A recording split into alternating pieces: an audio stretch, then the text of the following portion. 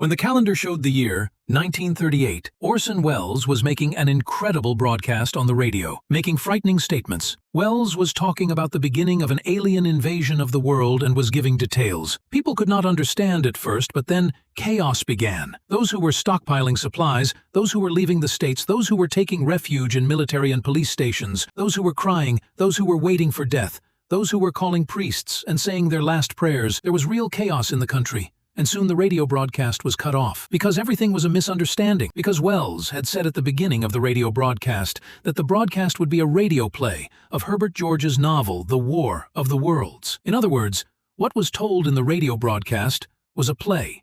However, those who started the radio broadcast late misunderstood the situation, and there was complete chaos in the country. Since there was no internet at that time, people did not have much of a system to receive news. Therefore, people who left their homes in fear could only learn days later that the incident was a radio play. A lawsuit was filed against the radio later, but no result was obtained, because all of this was a broadcast. And this was stated at the beginning of the broadcast. People could not be considered guilty because they turned on the radio late. The power of the media and its incredible limitlessness were understood as a result of this incident. In fact, this radio broadcast is even taught as a lesson in schools today.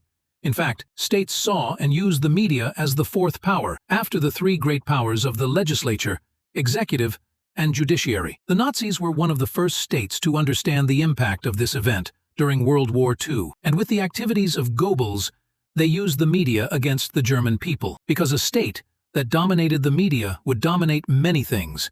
They learned this by doing.